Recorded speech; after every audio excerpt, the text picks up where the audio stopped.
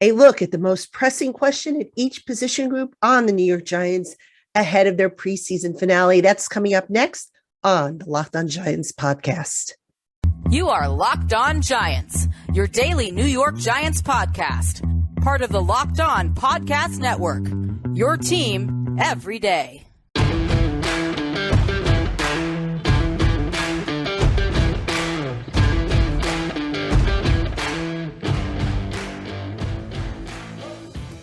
Hello, New York Giant fans, and welcome to another edition of the Locked On Giants podcast, part of the Locked On Podcast family, your team every day. My name is Patricia Traina. Happy Friday to everybody. Glad to have you with us on the Locked On Giants podcast. Thank you for making us your first listen of the day, or if watching on YouTube, your first watch of the day. And on today's show, the New York Giants are getting ready this weekend to wrap up their 2022 preseason schedule. They will visit the New York Jets on Sunday, 1 o'clock kickoff time. And for the Giants head coach Brian Daboll, general manager Joe Schoen, there's going to be some decisions that need to be made. So on today's show, we're going to run down each position group, and I'm going to list for you probably what I think is the most pressing question at each position group. Now, this isn't a roster projection. I am going to do that. Probably I might do that for you Sunday or Monday. I haven't decided when. I have to see when I can fit it in. But we'll do a roster prediction show. We'll also have a roster prediction over on Giants Country if you want to check that out. So for today, we're going to take a look at the biggest question marks across the roster. So let's jump right in. And we'll kick it off with the offensive side of the ball, as we usually do, starting with the quarterback position. Now at quarterback, the Giants have Danielle Jones, Tyrod Taylor, Davis, Webb, 3 quarterbacks. The big question for me is, how many of those 3 are they going to keep? We know Jones is going to be the starter.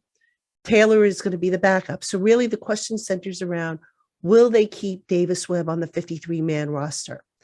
Now, my gut feeling is that because of the injury situation, where they're going to probably have to steal from a position here and a position there, my gut feeling is Davis Webb will not be on the 53-man roster.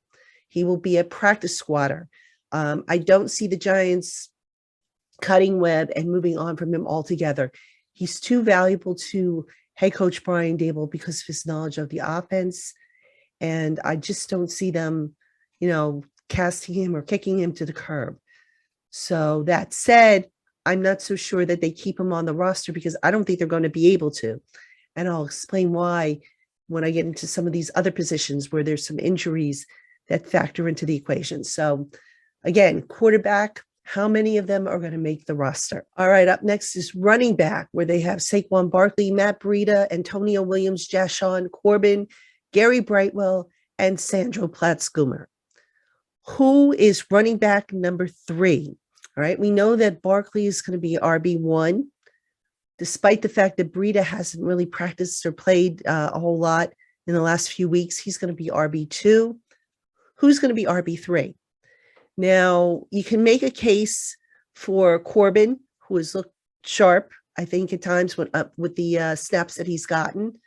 You can certainly make a case for Antonio Williams, who has experience in the system. You can make a case for Gary Brightwell, who can contribute on special teams. And yes, you could even make a case if you wanted to for Platzkummer. Of those 3, or of those guys rather, my gut feeling is that Antonio Williams has the edge. He's a guy that has played in Daboll's system before when he was with Buffalo. Just a gut feeling here, but I think Williams is going to get the edge. And I think Corbin potentially goes to the practice squad. I'm not so sure that Platzkummer and Brightwell are going to make the final cut in any capacity. But, again, you had the final preseason game to determine that, and we'll see who does what. But just based on how the reps have been dished out, just based on, what we've seen, who looks to be the most complete, I'm thinking it's going to be Antonio Williams, who is RB number 3. All right, tight ends. This is a big one. We have Daniel Bellinger, Chris Myrick, Tanner Hudson, and Austin Allen. And the big question there is the lack of experience a concern at that position? Well, let's consider this. Those four guys have played in a total of 33 NFL games. Tanner Hudson playing in 22 of them. So we were talking a lot of inexperience. But you know what, folks? At some point, players have to play. They have to pick up experience. Bellinger, he's going to be tight end number one. Chris Myrick has actually been working as a tight end / fullback / H-back. So I think he's going to hang around. And I would think Hudson's probably going to stick around because Hudson brings that experience that they lost when they had to put Ricky Seals-Jones on injured reserve. So a lot is also going to depend on how Brian Daboll and Mike Kafka decide to use the tight ends in the offense. Now, we haven't seen a whole lot of, passing this summer with the tight ends. The blocking has been on and off. So I think that's going to determine how many they keep. I don't think they're going to keep all four. I could see a scenario where Austin Allen is the odd man out, but goes to the practice squad.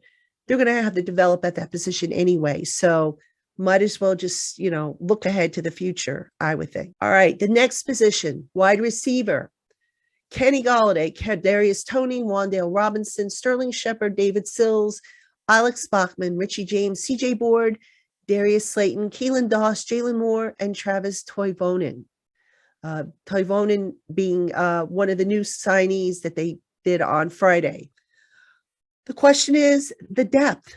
All right. So if we were to map out the depth chart right now, you could probably say that Golladay, Toney, Robinson, and Shepard are all going to be on this roster. Who's going to be receiver, number 5 and number 6? Are they going to keep an extra receiver because of the fact that Kadarius Toney has been banged up? Now, he's been working his way back in slowly, but might the Giants keep an extra receiver just in case? And especially considering that Sterling Shepard hasn't really, that he's really just begun his ramp up. So if so, who are going to be the guys? Well, I think because of the injury to Colin Johnson, that opened up the door wider for David Sills. I think David Sills might be a guy who can take advantage of that opening. Now, as far as the slot position, if I had to take a guess, I think Keelan Doss might be a little bit further in the lead than some people are giving him credit for. This is a guy who, remember, they cut initially and then they rescinded it and brought him back. Keelan Doss can play outside and in the slot. And he can also contribute on special teams. So if you're going to, get to the bottom of your depth chart at any position, you want those guys to be able to contribute on special teams. Now, speaking of special teams, I'm kind of surprised that Richie James hasn't seen a whole lot in terms of a return role. I don't know if that's been done on purpose or if they just wanted to audition other guys, but that was kind of surprising. CJ Board, I'm not sure if he makes it. He had the rib injury, has been kind of quiet this summer. He would have definitely lost out to Colin Johnson, I think, if Colin Johnson had stayed healthy. Darius Slayton, some people ask me, did the Colin Johnson injury save Slayton? $2.5 million. Guy doesn't play special teams. I'm not so sure it did. But again, injuries factor in, and we don't know the full extent of the injury situation to where we can talk about it and say for sure that this guy's going to stick around and this guy is not. So we'll have to see how that depth shakes out, but that's the biggest question, I think, for the Giants at wide receiver. All right, coming up next, we're going to talk about the Pitt players. And I'm also going to drop on you a couple of important administrative rules that, as they pertain to roster building, that you'll need to keep in mind moving forward. So that's coming up right after this. All right, Giant fans, there's more coming up on today's LockedOn Giants podcast. But first, if you're living paycheck to paycheck or struggling to make ends meet, it can really be stressful when unexpected expenses come up. Well, now Dave can help you get out of a pinch when you really need it. Dave is the banking app that can help get you up to $500 with no interest or credit check needed. Millions of people have already downloaded the Dave app to get the financial relief they need. Visit the App Store today and download Dave. That's Dave. Sign up for an extra cash account and get up to $500. Terms and conditions apply. Instant transfer fees apply. Visit dave.com/legal for complete information. Banking provided by Evolve, member FDIC. All right, Giant fans, welcome back to the LockedOn Giants podcast. I'm Patricia Traina, making on the mend from COVID. Voice is still a little out, but getting better every single day. So again, thank you to everybody for the well wishes. And so far, so good, folks. Been testing negative for the virus. And my hope is to get back to work on site next week. So, but I'm still keeping my finger on the pulse of the team as best as I can. And we are talking about the remaining questions on the Giants roster ahead of the final preseason game against the Jets, and then the cut down from 80 men to 53. Now, before I get into the pit players, the offensive line and the defensive line, a couple of housekeeping notes, because every year I get these questions and every year I have to explain it. So let me put them out right now. Number one, an injured player cannot go back to the PUP list once he has passed a training camp physical. All right. So let's take, for example, Shane Lemieux. Shane Lemieux passed his training camp physical initially, practice, got hurt. He is not eligible for PUP. Only those players who were on PUP to start training camp, who were not able to pass the training camp physical, are eligible to be on PUP to start the season. And so far, those two guys who have already been placed on inactive PUP are Nick Gates and Matt Peart. Those are the only guys you're going to see on PUP. The same holds true for NFI. Okay. The Giants don't have anybody else on NFI. So Azeez Ojulari, who was on NFI, came off of it, got hurt. He's not eligible to go back on NFI. Now, the other thing to keep in mind, teams who put guys on IR before the 53-man roster is established, that means the guy is done for the year, unless the Giants or any team reach an injury settlement and then go through the injury settlement process, release the guy, and then bring him back on a new contract.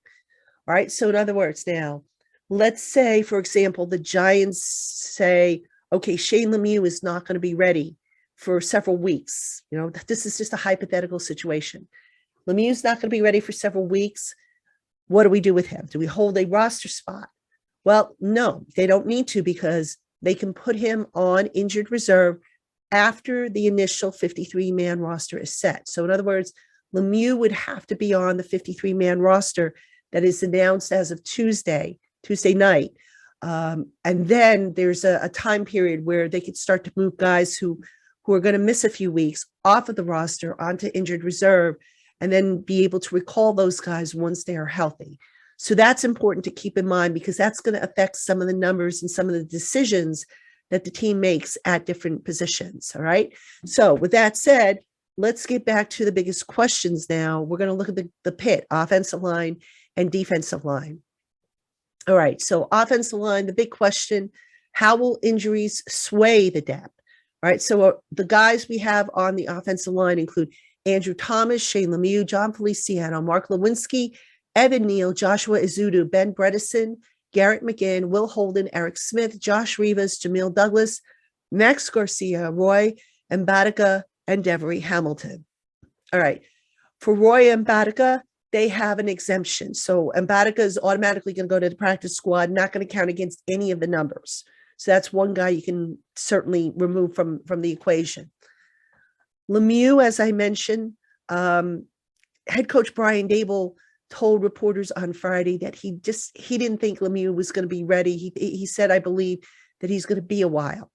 All right. So whether a while means a couple more weeks, whether it means multiple games, that, he wasn't able to clarify or didn't know.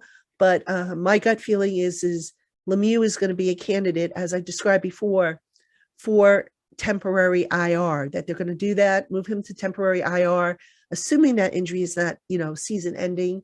And then when he is healthy, bring him back. Now, could they do the same with some of these other guys like Joshua Izudu, who's been nursing something, an undisclosed injury all all summer long, I should say, possibly. Izzuto did do some work in practice. He's not scheduled to play in the preseason finale. So they'll have to make a decision with him whether or not to keep him or to move him to, temporary IR. So let's say, for argument's sake, that Lemieux and Izzuto are the two guys that they do ultimately move to temporary IR. That means, okay, what are they going to do? Are they going to keep Jamil Douglas? Are they going to keep, Max Garcia? Are they going to bring in another offensive lineman from the outside? I didn't mention Ben Bredesen. He's dealing with an elbow injury. Bredesen's one of the backup centers. All right. The Giants really don't have, in my opinion, a solid backup center option. They have a bunch of guards who can play center, but no true backup center. So do the Giants just say, you know what, we're just going to bring in a backup center, a guy who has primarily played center as opposed to primarily guard? Or do they just go with what they have? I suspect that we're going to see a new offensive lineman added at some point after the initial 53-man roster is set and guys are moved off to injured reserve. All right. Next up, you have the defensive line. All right. Sticking with the pit. So the defensive line, we have Leonard Williams, Dexter Lawrence, Justin Ellis, DJ Davidson, David Moa, Jalen Holmes, Nick Williams, and Ryder Anderson. How many of those guys are they going to keep? All right. We know Leonard Williams and Dexter Lawrence are locks. The Giants don't really play in their base defense a lot. But here's the thing, when they face Tennessee in week 1, Tennessee is a run-heavy team. So you're probably going to want to have a lot of beef up front. So might the fact that they're facing Tennessee in the week 1, might that influence what they do for the initial 53-man roster? Because remember, folks, the roster changes a lot during the first few weeks of the season as guys get cut, become available, teams upgrade, injury situations, all that good stuff. So I wonder if the Giants are going to keep maybe 4 or 5, defensive linemen to face a run-heavy Tennessee Titans team, and then maybe reduce that, because I don't think the Giants all summer long, at least from the practices I saw, used a whole lot of, 3 down linemen, true defensive linemen in the base. So that's going to be an interesting scenario to figure out. Okay. Coming up next, we're going to talk about the linebackers, outside and edge. We'll talk about the defensive secondary, and then we'll wrap it up with the specialists. So stick around.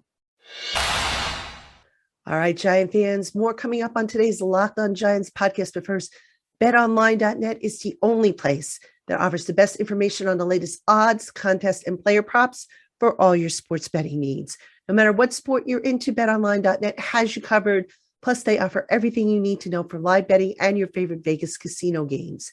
Head on over to betonline.net today to learn more about the trends and the action. BetOnline, where the games start. All right, Giant fans, welcome back to the LockedOn Giants podcast. I'm Patricia Traina, coming to you on this Friday before the Giants wrap up the preseason slate against the New York Jets. Roster decisions are going to have to be made shortly thereafter by Tuesday, 4 p.m. A lot of decisions for the Giants to make, a lot of questions at each position group, and that is the topic of today's show. We are looking at the top question at each position group and just kind of talking through some possibilities. Now, this could all change once we get to the preseason game based on injury or performance, but here's kind of where things stand. All right, let's pick things up with the edge rushers, the outside linebacker group, where they have Azeez Ojulari, Kayvon Thibodeau, Jihad Ward, Ellerson Smith, O'Shane Zimenez, Quincy Roche, and Tomon Fox. All right, how will injuries affect the numbers? We know Ojulari is dealing with a calf injury. All right, he could be ready for week 1, but, right now that's still up in the air. We know Thibodeau is dealing with an MCL sprain. His availability for week 1 is calling it close. Jihad Ward has been dealing with some kind of issue. I'm not sure what it is, but I know his practice time has been cut into. Ellerson Smith is going to be a while, according to Brian Dable. He's been dealing with a foot injury. All right. So that suddenly depletes what was once a deep outside linebacker group. So now if you're the Giants, what do? Who do you keep, and how do these injuries affect the roster numbers? My guess, Thibodeau and Ojulari, obviously they're going to be on the roster. I do not think those guys are going to get moved to IR. I think if there's anybody who gets moved to IR, it's going to be Ellerson Smith. But again, Ellerson Smith has to be on the initial 53-man roster before they can move him. Otherwise, if they put him on the IR now, he's done for the year. Now, if Ellerson Smith does go to IR once the initial 53-man roster is set, does that maybe save Quincy Roche? Or did Quincy Roche lose out to Tamon Fox, who's been kind of impressive? That's going to be interesting for the Giants to sort out, because injuries are definitely playing with the numbers here. And the Giants just might have to keep an extra guy at this position for all we know because of the injuries. So we'll see how they come through after the Jets game, but suffice it to say, this is one position group the Giants can ill afford to have any more injuries. Inside linebacker, Blake Martinez, Tate Crowder, Carter Coughlin, Micah McFadden, Austin Calitro, Cam Brown. Who's going to fill Darian Beavers' spot? Yeah, that's the question I have. Darian Beavers was a lock to make the roster, and then unfortunately, he had the ACL injury. All right, so if we look at the inside linebacker group, which, by the way, I don't think those inside linebackers are going to see as many snaps as maybe they have in the previous defensive scheme. But figure Martinez will make the roster. You figure Crowder will make the roster. I'm thinking Cam Brown will make the roster for special teams. They really like him for special teams. I believe Micah McFadden will make the roster. Will they keep an extra guy, though? You know, can they afford to keep an extra guy? Or is this the end of the line for Carter Coughlin? And, Austin Calitro has played pretty well. Is he maybe a practice squad guy? Because remember, beyond this year, Blake Martinez isn't signed. So ultimately, they're going to remake the complexion of this group anyway. So how will that shake out? And who's going to be that guy that would have filled Darian Beavers' spot? If I had to take a guess, my four linebackers, and I know I'm kind of predicting rosters spots here, which I said I wasn't going to do, but I would say it's probably going to be Martinez, Crowder, McFadden, and Brown would be those guys. And down the line as to who fills Darian Beavers' spot, well, next year, Darian Beavers will be back, hopefully better than ever before, and picking up where he left off this summer. Cornerback, let's talk cornerback. This is an enigma. Do they have what they need at this position on the roster? All right, so what do they have? They have Adoree Jackson, Aaron Robinson, Darnay Holmes, Rodarius Williams, Darren Evans, Elijah Griffin, Zion Gilbert, Cordell Flott, Khalil Dorsey, and Harrison Hand, whom they just acquired off waivers from Minnesota. Folks, right now, I don't know that the Giants have what they need as far as depth.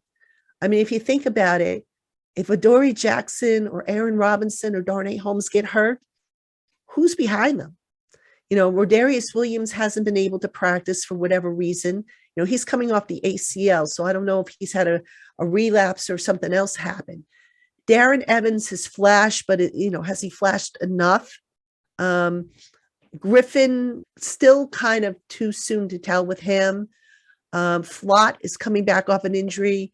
You figure he'll make it.